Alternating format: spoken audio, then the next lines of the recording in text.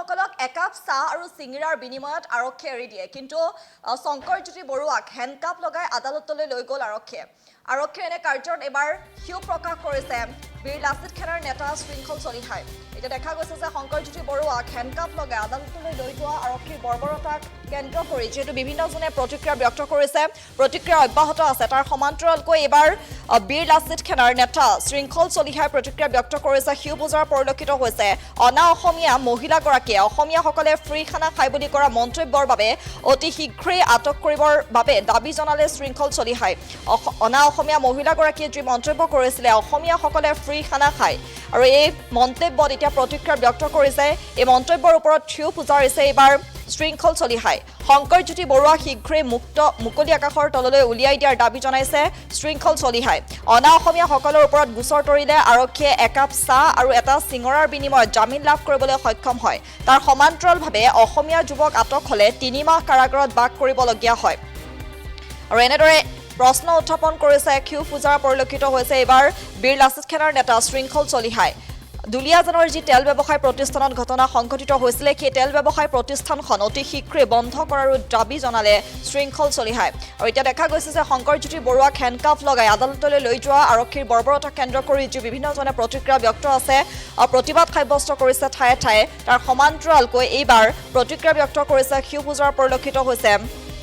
বীৰ লাচিত সেনাৰ নেতা শৃংখল চলিহাই অনা অসমীয়া মহিলাগৰাকীয়ে যি অসমীয়াসকলে ফ্ৰী খানা খাই বুলি মন্তব্য কৰিছিলে সেই মন্তব্যৰ প্ৰতিক্ৰিয়া দিছে এইবাৰ শৃংখল চলিহাই শংকৰজ্যোতি বৰুৱা শীঘ্ৰেই মুকলি আকাশৰ তললৈ উলিয়াই আনক অসমীয়াসকলে ফ্ৰী খানা খাই বুলি কৰা মন্তব্যৰ বাবে অতি শীঘ্ৰেই আটক কৰক সেই মহিলাগৰাকীক অনা অসমীয়াসকলৰ ওপৰত গোচৰ তৰিলে আৰক্ষীয়ে একাপ চাহ আৰু এটা চিঙৰাৰ বিনিময়ত জামিন লাভ কৰিবলৈ সক্ষম হয় কিন্তু তাৰ সমান্তৰালভাৱে অসমীয়া যুৱক আটক হ'লে 3 মাহ কাৰাগাৰত বাস কৰিবলগীয়া হয় এনেদৰে ক্ষোভ উজৰা পৰিলক্ষিত হৈছে বীৰ লাচিত সেনাৰ নেতা শৃংখল চলিহাই তাৰ সমান্তৰালকৈ দুলিয়াজানৰ যি তেল ব্যৱসায় প্ৰতিষ্ঠানত ঘটনা সংঘটিত হৈছিলে সেই তেল ব্যৱসায় প্ৰতিষ্ঠানখনো অতি শীঘ্ৰে বন্ধ কৰাৰ দাবী জনালে বীৰ লাচিত সেনাৰ নেতা শৃংখল চলিহাই এতিয়া চব এতিয়া IOCL যদি আমাৰ ল'ৰা এটা ডিপু খুলিবলৈ হয় তাত প্ৰত্যেকখন কাগজ ক্লিয়াৰ লাগিব কিন্তু যদি অনা অসমীয়া মানুহ এটা খুলিবলৈ লয় তাক কাগজ পত্ৰৰ প্ৰয়োজন নাই তাক কাগজ পত্ৰৰ প্ৰয়োজন নাই মই কৈছোঁ নহয় সকলো আইন কেৱল আমাৰ বাবেহে সিহঁতৰ বাবে আইন নাই সিহঁতক ফ্ৰী লাইচেঞ্চ দি থৈছে খিলঞ্জীয়াক মাৰ ভূমিপুত্ৰ মানুহক মাৰ সিহঁতৰ কাৰণে ফ্ৰী লাইচেঞ্চখন ফ্ৰী কিন্তু নিয়মবিলাক অকল আমাৰ ক্ষেত্ৰত প্ৰযোজ্য নিয়মবোৰ আমাৰ খিলঞ্জীয়া মানুহৰ ক্ষেত্ৰতে প্ৰযোজ্য হয় আজি এতিয়া দুলিয়াজানত আমাৰ বীৰ লাচিত সেনাৰ ৰন্টু পানী ফুকন হৰ গগৈ হেমন্ত বৰাৰ নেতৃত্বত আন্দোলন হৈ আছে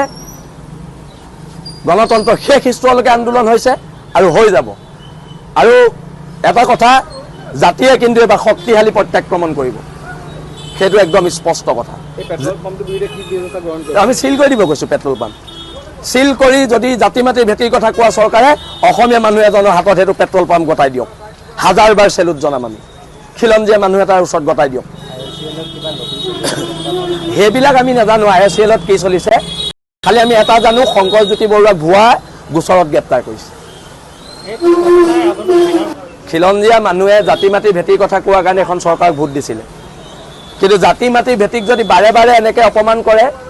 তেতিয়াহ'লে কিন্তু আঞ্চলিকতাবাদৰ সপক্ষে অসমত বতাহ বলিব সেইটো স্পষ্ট কথা আমি এটা কথা স্পষ্টকৈ কৈ দিছোঁ তাত এটা ভিডিঅ'ত স্পষ্ট হৈছে যে ফ্ৰী খানা খাবলৈ আহে সকলো সেই মহিলাগৰাকীয়ে অসমীয়া জাতিটোক তুচ্ছতাচ্ছিল্য কৰিলে ফ্ৰী খানা খায় বুলি এতিয়া চৰকাৰে তাইক জেলত ফ্ৰী ভাত খুৱাবনে নোখোৱাই তাক লৈ আমাৰ প্ৰশ্ন আছে আৰু তাইক গ্ৰেপ্তাৰ কৰিব লাগিব তাই বাপেকৰ অসম নেকি এখন তাই আমাৰ জাতিক তুচ্ছতাচ্ছিল্য কৰিব জাতি মাতি ভেটিৰ কথা কয় জাতি মাতি ভেটিৰ কথা কোৱা চৰকাৰৰ দিনত অসমীয়া জাতিক ফ্ৰী খানা খায় বুলি তুচ্ছতাচ্ছিল্য কৰিব এই কথাবিলাক হ'ব পাৰে নেকি কেতিয়াবা আৰু এটা কথা স্পষ্ট সেই মহিলাগৰাকীক এৰেষ্ট কৰিব লাগিব আৰু শংকৰজ্যোতি বৰুৱাক অতি শীঘ্ৰে মুক্তি দিব লাগিব এতিয়া অসমত এটা ছিষ্টেম চলিছে যদি অনা অসমীয়া মানুহ আৰু অসমীয়া মানুহ এজনৰ মাজত সংঘাত হয় অনা অসমীয়া মানুহজনক থানাত লাল চাহ আৰু চিংৰা খুৱাই জামিন দি দিয়ে আৰু অসমীয়া মানুহজনক থলগিৰি মানুহটোক 3 মাহ জেল তাৰপিছত জামিন দিয়ে এইটো কি ছিষ্টেম চলিছে তাক লৈ আমাৰ প্ৰশ্ন আছে মুখ্যমন্ত্ৰী ডাঙৰীয়ালৈ তাক লৈ প্ৰশ্ন আছে আমাৰ চৰকাৰৰ বৰমূৰীয়াসকললৈ আৰু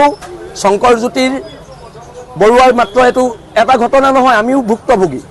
হাজাৰ হাজাৰ ল'ৰা ভুক্তভোগী। কিমান ল'ৰাক অনা অসমীয়া মানুহে মাৰিছে, তাৰপিছত জেলত ভৰাই দিছে। আৰু যিকেইজন পুলিচ বিষয়াই অসমীয়া ল'ৰাবোৰক, নিজৰ ল'ৰাবোৰক জেলত ভৰাই আছে, মই আপোনালোকলৈ এটা অনুৰোধ কৰিছোঁ, যেতিয়া আপোনালোক ৰিটায়াৰ হ'ব, তাৰপিছত যদি আপোনালোকৰ ল'ৰা ছোৱালীৰ ওপৰত আক্ৰমণ হয়, তেতিয়া কিন্তু আপোনালোক বিলাচী থানা নামৰ এই সত্তাটোৰ ওচৰলৈ আহিব লাগিব। কোনো অনা অসমীয়া মানুহ, কোনো চৰকাৰৰ বৰমূৰীয়া মানুহে আপোনালোকক সহায় নকৰে। সেইকাৰণে আত্মসন্মানেৰে কাম কৰিবলৈ আপোনালোকক আমি অনুৰোধ জনাই।